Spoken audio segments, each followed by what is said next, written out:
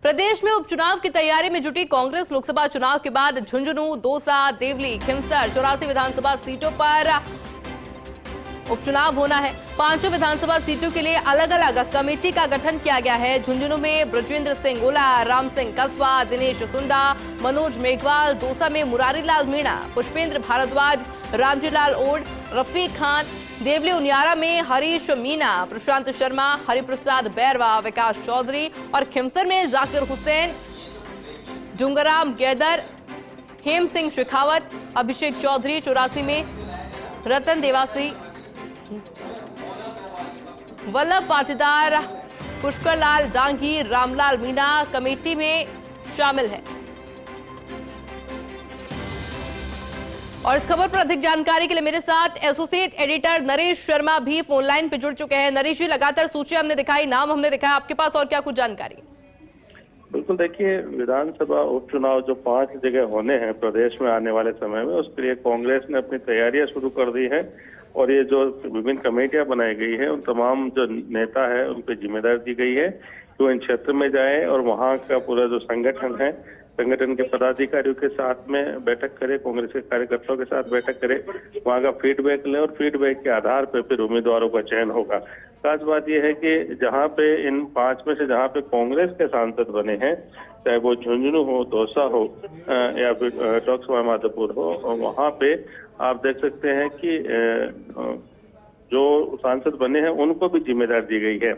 यानी वो भले ही विधायक से सांसद बन गए, लेकिन उनको अभी जिम्मा है कि वो जब विधानसभा उपचुनाव हो तो यहाँ से कांग्रेस का विधायक भी जो जितवा कर भेजे। इसी के मकसद से सांसदों को भी इसमें शामिल किया गया है। तो ये जो तमाम जो नेता है, जो पीसीसी अध्यक्ष गोविंद सिंह डोटासरा, जिनकी जिम्मेदारी तय की गई है, जल्द ही इन क्षेत्रों में जाएंगे और यहाँ पे जाने के बाद में जो स्थानीय जो कांग्रेस नेता है, वहाँ की जो डिस्ट्रिक्ट कमेटी है, उनके तमाम पदाधिकारियों के साथ मीटिंग करेंगे, वहाँ का फीडबैक लेंगे और आगे किस तरह से उम्मीदवार का चयन करना है ये भी देखेंगे। लेकिन महत्वपूर्ण बात है कि चाहे हम खिमसर की बात करें या 84 की बात करें, जहाँ गठबंधन से जो है वो उम्मीदवार जीते हैं, लेकिन वहाँ पे अभी ये तय नहीं है कि विधानसभा जो उपचुनाव होंगे वो गठबंधन में लड़े जाएंगे या कांग्रेस अपने स्तर पे लड़ेंगी। लेकिन फिर भी कांग्रेस अपनी तैयारी पूरी करेगी कि अगर गठबंधन में लड़े तो वहाँ क्या रणनीति हो और कांग्रेस अपने स्तर पर लड़े तो किस तरह से रणनीति के साथ में मैदान में उतरना है। हालांकि अभी उपचुनाव की तारीखें तय नहीं हुई है, अभी घोषणा नहीं हुई है, लेकिन प्रदेश कांग्रेस के अध्यक्ष गोविंद सिंह डोटासरा, उन्होंने 10 दिन प्रदेश के बाहर रहने के बाद जो ही वो जयपुर लौटे हैं, उसके बाद उन्होंने तमाम तैयारियां शुरू कर दी है। आज पहले उन्होंने प्रदेश कांग्रेस कमेटी में मीटिंग की थी पार्टी नेताओं के साथ में और उसके बाद इन कमेटियों का गठन किया है। तो आने वाले समय में एक तरफ जहाँ विधानसभा चलेगी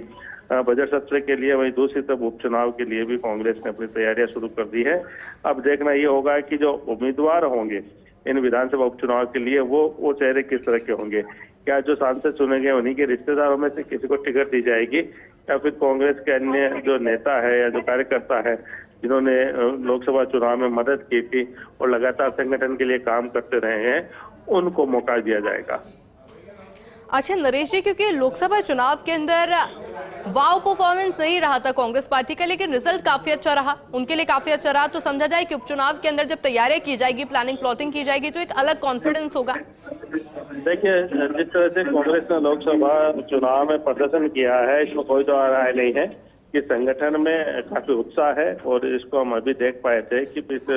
जो 2-3 यहाँ पे धरना प्रदर्शन हुए थे केंद्र सरकार के खिलाफ में, उसमें कांग्रेस के जो कार्यकर्ता विधायक लगातार सक्रिय रहे थे, तो इससे पहले हमने देखा था कि उनकी सक्रियता नजर नहीं आई थी। लेकिन लोकसभा चुनाव की जीत के बाद कांग्रेस के नेताओं में, कार्यकर्ताओं में एक अलग उत्साह है। तो कांग्रेस पार्टी चाहती है कि उसी उत्साह को बरकरार रखते हुए जो 11 सीटों पे गठबंधन के रूप में उन्होंने जीत हासिल की है, जिसमें 8 कांग्रेस के